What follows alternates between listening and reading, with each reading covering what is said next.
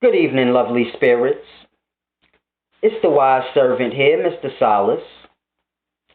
Now, today I want to do this video discussing the Pan-African movement because I see a lot of my melanated people gravitating towards this. I see y'all out there with the dashikis on. A lot of the females are going natural, wearing the head wraps. People are wearing the ankhs and the different artwork in African culture. So I see all of this, and this is good. Don't get me wrong. This is good. Learn African history because it's very important. But what I want to discuss is the Pan-African movement. Two separate things. You have the culture and history of Africa, and then you have the Pan-African movement. I want to discuss some things in the movement. So I don't want anyone that's deep into their African heritage and culture to get lost and think that I'm about to bash Africa, because this has nothing to do with that. And I'm not about to bash the Pan-African movement, but I just want to discuss some things about it and where it's going, because it's starting to stir away from truth. And it's a deep thing I want y'all to grasp. Even the name, Pan-African, we have to understand that that name, Africa or African, it represents what the white people did over in those countries, which was bring them together under one rulership. So this is what the word Africa truly represents. This would be white-influenced African history. Prior to white people, there was no such thing as Africa. You just had the different countries, and they all had their separate culture and way of life, separate from one another. So you have many different cultures and histories from that area called Africa. But the name Africa is just negative. This represents what white people did, and we have to do away with that word if we're going to be true in the teachings.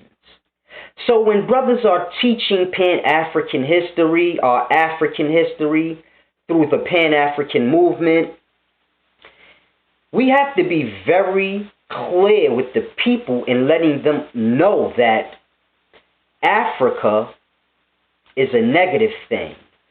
And the people of those lands didn't see themselves as African, nor do they today. An Ethiopian sees himself as an Ethiopian. A Nigerian sees himself as that. A Somalian sees himself as that. So it's a deep thing when you're dealing with the Pan-African movement and the amount of truth that's being pushed out. Now, I want to discuss the movement and where it's going, because the movement has become a business. And we can't mistake business for a movement. A business is only concerned with the revenue and the business. It is not concerned with truth, things like this. Now, the movement is supposed to be concerned with truth, equality, things like this. And this is what I want to discuss, because the Pan-African movement, from what I see, is nothing more than a business. This whole African thing being as though a lot of black people in North America are lost from their heritage and culture, the Pan-African movement has provided a lane for brothers to make money off African heritage. So the Pan-African movement is more of a business where brothers are selling African artwork and African clothing. They're selling African teachings, but It is not all of truth. And it's a deep thing I want y'all to grasp. Because you have a lot of people following the movement, not realizing that they're just a follower. I'm not insulting you. Whoever started this movement, let them be insulted. But I'm not trying to insult them. I'm just about the truth. But if you're a follower, just listen. Grasp. Because it's a deep thing. You have the brother Dr. Umar Johnson. He's been promising the people a school for a long time now. Now, he promotes the Pan-African movement. He's one of the faces of it. And this is my thing. No school has popped up yet. The brother's continuously making money off the African movement, not teaching it in truth. So this is my point. Now, I'm not trying to insult him. I'm just speaking truth. If a brother says they want people to donate so that they can open up a school, and people donate and the school never opens, my question is just how long of a time has to go by before you can say, okay, that was a scam? Like how many years? Because I don't want to say the brother's a scam, but until the school is actually built, after this amount of time, then you would have to classify him as a scam artist. Just in truth with yourself. Just being truthful with yourself, you would have to classify brother Dr. Umar Johnson as a scam artist because there's no school. And it's a deep thing I want y'all to grasp. There's a lot of things in the Pan-African movement that are not benefiting the people. It is just scamming the people, like the status correction. All these different things that's in the Pan-African movement are just becoming scam after scam. And it's not a good look because this is happening to the melanated people. So the movement is supposed to be for the people, but the movement has become a business, a crooked business. And someone has to speak up because it's no telling where this will go. A lot of people, they want to be a part of things. They want to be a part of something, but this gives others a chance to mislead people and just do all types of crazy things. And my whole thing is the Pan-African movement, I'm not here to destroy it. I'm here to say that you brothers need to get this movement on track. Start teaching true history of Africa, beginning with the name Africa. You may want to remove that from the name of the movement. Because when I hear Africa, I automatically think Africanus. I think white people colonizing that area, the horrible things that they did to all those different nations of people. And the word Africa just makes me sick. It should everyone else. Just like the word America should make you sick because it just represents that colonization. So it's a deep thing. Brothers need to get this movement on a path of truth. And this is the main thing that I'm here to say. Now, a lot of teachings that are being taught when dealing with Africa is not of truth. And it's because all those different countries and nations of people are being bunched into one and being labeled as Africa. And brothers are teaching y'all in that perspective. They're not teaching y'all that these people are all separate and they all have their separate culture and their separate history. And this is how things get fumbled and jumbled and confused. And it's a deep thing I want y'all to grasp. Like Hotep.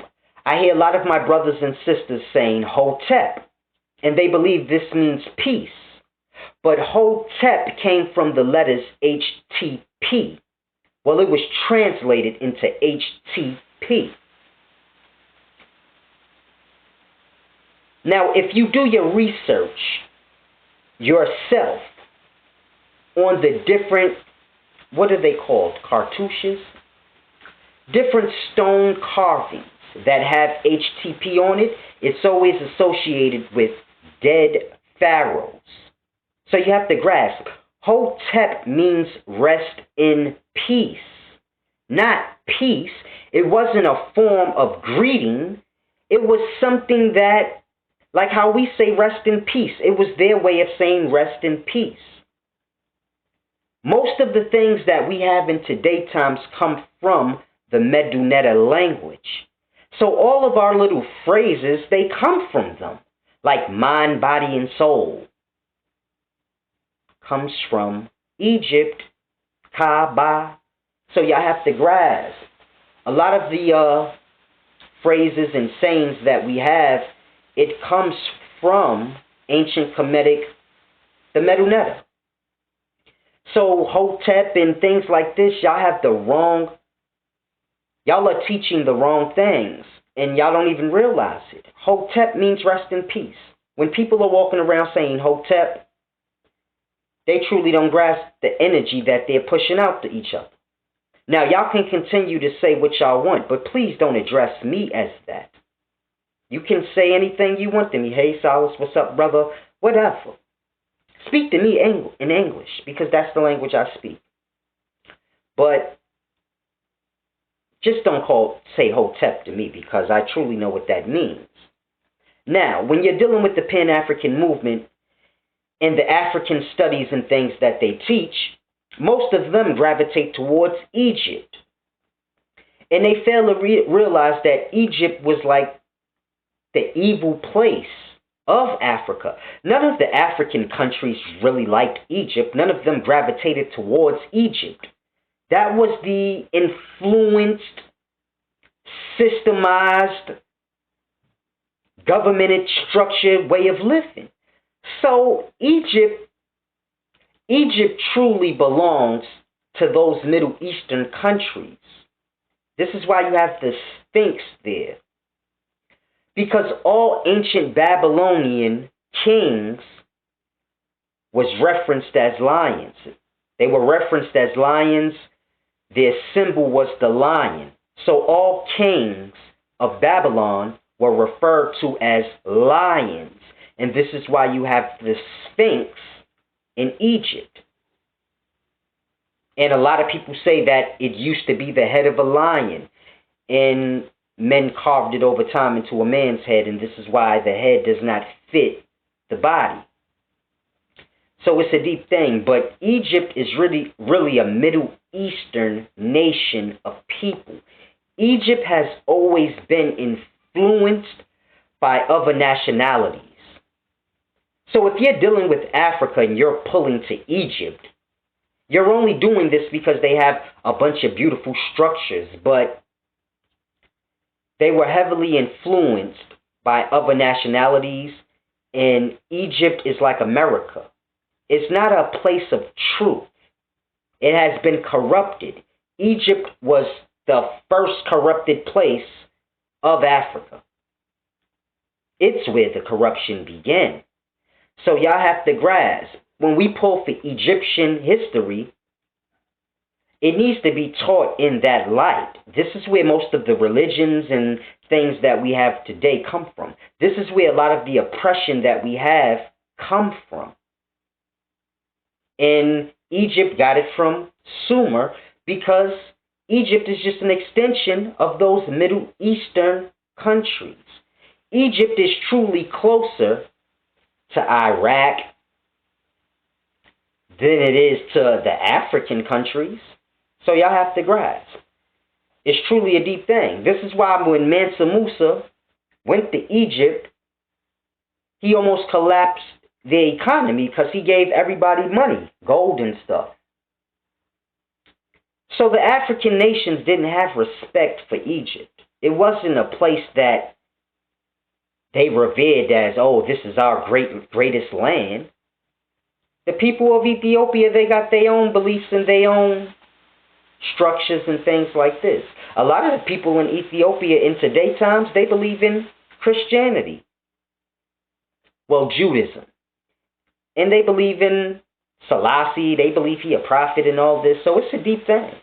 Like, Africa in today's times, they're more lost than the Americans, and we have to grasp that. But when you're dealing with the word Africa, we need to remove this from our vocabulary. If you're truly a person that's trying to learn African heritage and culture, the first thing you need to do is remove that word from your vocabulary and understand that it starts with white people. It has to do with the negative things that white people did to all those different lands over there. So truly, if you're trying to learn your African heritage, the first thing you need to do is remove that word and begin to deal with the different nations of people. Learn Ethiopian history. Learn their culture. Then move on to the next country, Nigerian. Learn their culture, their history. Learn Somalians' culture, their history. Mali. Learn all these different places, culture and history, because they're all separate from one another. And if you're truly concerned with those people, you want to learn their things of truth. You don't want to bunch them all together and get lost, because this is what happens. And it's a deep thing. A lot of the things that the brothers in the Pan-African movement are teaching is not of truth. Like the black woman is God. This is something that they made up in today's times. No African nationality of people ever taught this. The black woman is God, and nobody taught this. They didn't even have God in their vocabulary or the understanding of that the way we have it. You see how we have God, and God is the creator and the most high, and that whole way of thinking that goes with God? They didn't have none of that. So they didn't have the word God. They didn't have the structure that goes with it. None of that. They didn't have no understanding of that. And when y'all are being taught African history, it's still being taught in that influenced way. A lot of the brothers that are in the Pan-African movement, they were Christians or this thing or that thing. And it's still instilled in them in a sense. So they're teaching the African history with that perspective still. So they say the Neteru gods. But the Neteru had nothing to do with gods. That word don't mean gods. The people of them times that wrote the Neteru, they don't have no understanding of gods or that structure. This is why you have so many Neteru. Because they don't know nothing about no most highs. That's retarded. So it's a deep thing. One creator? That don't make no sense. The life comes together. Sperm cells come together with the egg cells. Then you get the physical manifestation. Atoms come together. Then you get cells. So the African people, they dealt with truth. They didn't understand that structure of thinking. A most high and a one thing create, like that was retarded. The Neteru had nothing to do with that. The Neteru had to do with science. Atoms, cells, the life. How things go from atoms or how things go from quarks all the way up. Now they went past quarks, but we're not at that level of science yet. So scientists of the day, they kind of understanding quarks, up and down quarks, and how those make protons and neutrons and things like this. But they still don't fully understand where the electron comes from. So it's a deep thing. But Kemetic science has to do with science. The black woman is God and all these different things. And this is things that brothers are adding to Kemetic science. And this is how truth gets lost. So y'all all mad because the Bible altered the truth, but y'all are doing it right before the people's eyes, altering the truth. A lot of people depend on y'all to know the truth and pull for the truth. Most of the followers follow y'all so they don't have to do the research. They're depending that y'all are true scholars and y'all are really pulling for the truth. So it's a deep thing. You got to make that your duty for the sake of those following you. Keep them on the right path. And it's a deep thing. When you start saying things like the black woman is God